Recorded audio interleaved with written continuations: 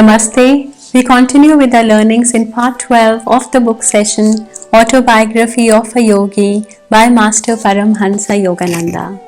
And friends, in the last session we had learned how Yogananda, during his meditation, he got a message from his guru to come to India and see him for one last time. And we also learned how Swami Sri Yukteswarji, he left his physical body and how he came back to life and appeared before Yogananda to assure him that he continues to exist, although not in the physical plane, but very much in the subtle astral plane.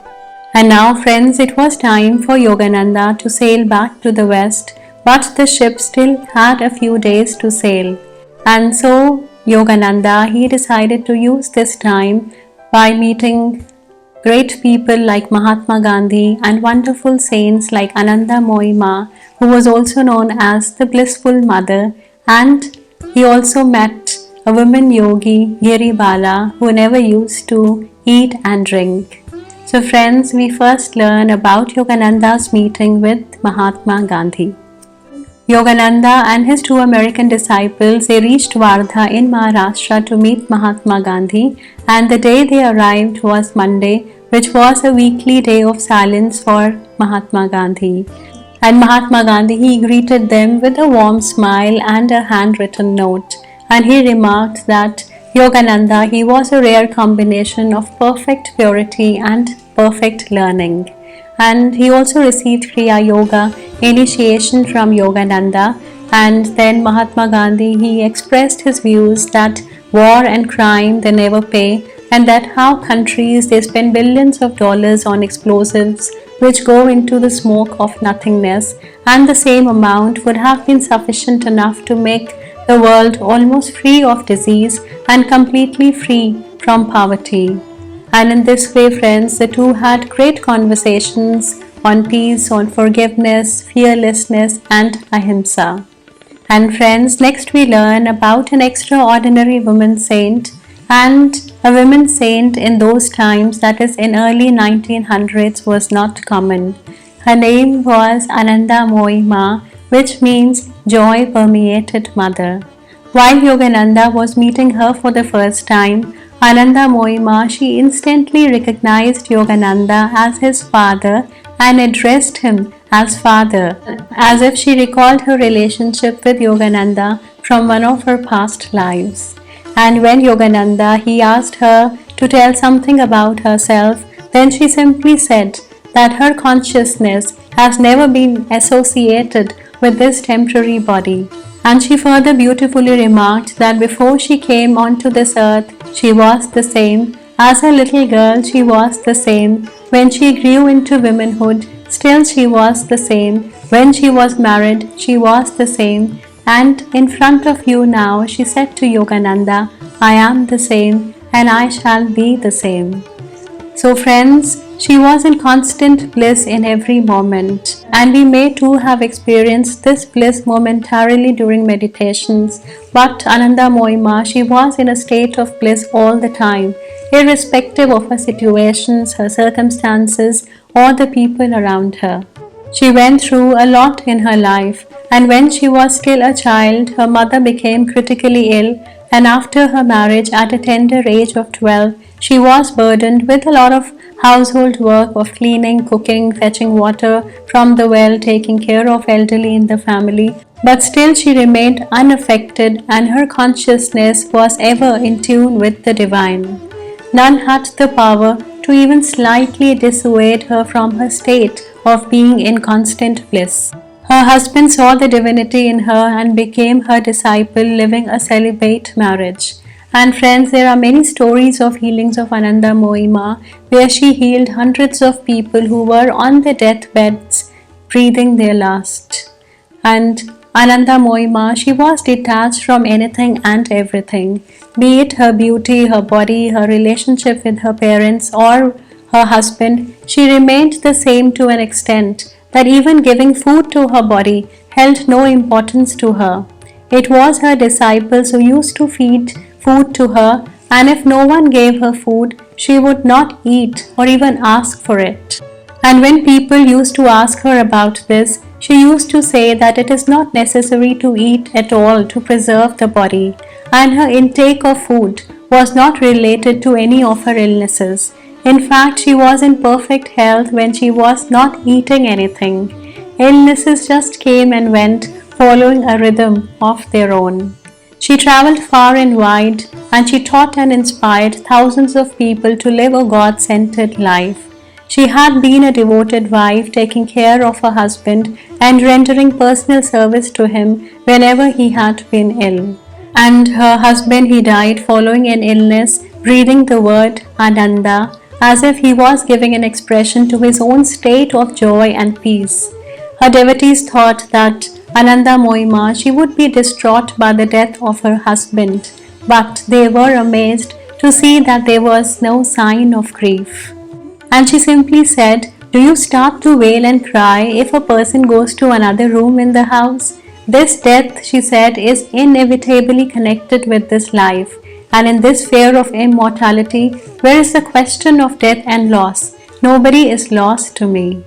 And friends, in this way, Ma, she also taught us that there is no death. She wonderfully illustrated this by telling us that death is just like changing rooms. We exit the room of the earthly plane and we enter the room of the astral plane. She lived beautifully, friends, the life of detachment, and at the same time, she was compassionate to all. And Yogananda, he invited Ma to his Ranchi school where the young boys were delighted and blessed with her divine presence, just the way as we are today by connecting to her energetically and feeling her presence in our hearts. And now, friends, we come to the part where we learn about a woman saint who had not consumed any food or drink for more than 50 years. Yes, friends, this is quite astonishing that for more than 50 years she had not consumed anything at all. Her name was Giri Bala, and Yogananda, he was quite interested to know about the life of Giri Bala. And Giri Bala said that since she was 12 years and down to her present age of 68, that is a period of over 56 years, she had not taken any food or liquids. And she further said to Yogananda that her nourishment was derived from the finer energies of air and sunlight and from the cosmic power that recharges the body. But how did this happen that she acquired the power of leading a healthy life without consuming any food or drink? Her story, friends, will make us wonder many things. And friends, Giri Bala's early life was an ordinary one except that she had an insatiable appetite. So while she was young, she used to eat and only eat. Her mother used to point out that she should control her hunger or else she might have a problem when she gets married. And friends, she was married at an age of 12, and it was at that time, friends, that constant scoldings and shaming by her mother-in-law because of her gluttonous habits roused Giri Bala's dormant spiritual tendencies.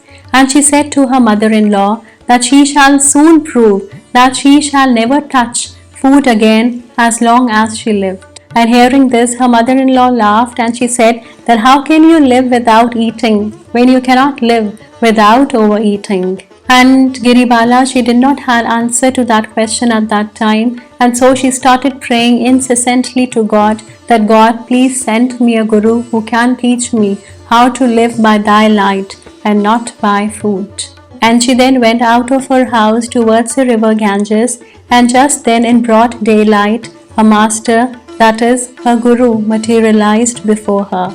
And he said to her that, "Dear one, I am the guru sent by God to fulfill your urgent prayer." And he said that God was deeply touched by the very unusual nature of her prayer. And he further said to her that from today on she shall live by the astral light and her bodily atoms shall be recharged by the infinite current.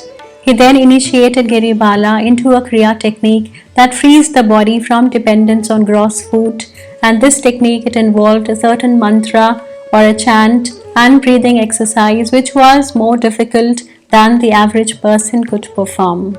And friends, Giri Bala added that she did not have any children as her husband died many years ago, and she used to sleep very little, as sleeping and waking were the same for her. She meditated at night and she used to attend to her domestic duties in the daytime. And she had never been sick or experienced any disease. She felt only slight pain when accidentally injured, and she had no bodily excretions. And friends, she could even control her heartbeat and breathing, and in her visions she used to see her gurus and other great souls. And Yogananda, friends, he listened to her with great attention and asked her if she would like to teach others the method to live without food. And imagine, friends, if we too knew this technique, then we would not have to bother about eating and drinking at all, then how life would be. But no, this is not coming true, as Giri Bala said that she has been strictly commanded by her guru not to divulge this secret, as her guru doesn't wishes to tamper with the God's drama of creation. And friends, one very interesting question that Yogananda asked her was that what was the use of having been singled out to live without eating and drinking? And Giri Bala, friends, she gracefully answered and said that this is to prove that man is spirit, to demonstrate that by divine attachment one can gradually learn to live by the eternal light and not by food. And friends, one of the greatest learnings she gave us all was that she said that when man suffers from misery, starvation or disease, then these are all whips of our karma that ultimately drive us to seek the true meaning of life. Think about it, friends. When everything in our life is going great, when we are having a good time, would we ever think of questions like, who am I? What is the purpose of my life? Or would we ever think of connecting with ourselves or understanding the deeper realities of life and death? Most likely not. And friends, it is the pain, the suffering and the misery that shakes us to our core, that forces us to introspect, to transcend our egos, and it facilitates us to connect with the divinity within us. But we often condemn even the slightest suffering that we may have to undergo in life, not thinking that behind every suffering lies the greatest truths, greatest learnings, and greatest lessons.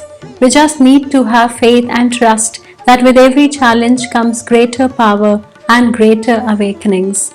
Just like Giri Bala, she was able to awaken her dormant spiritual powers in the midst of her sufferings.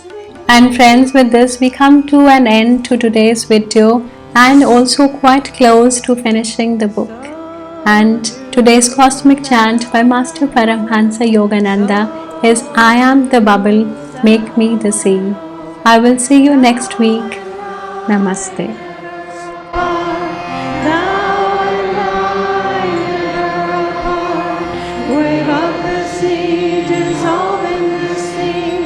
Wave up the sea,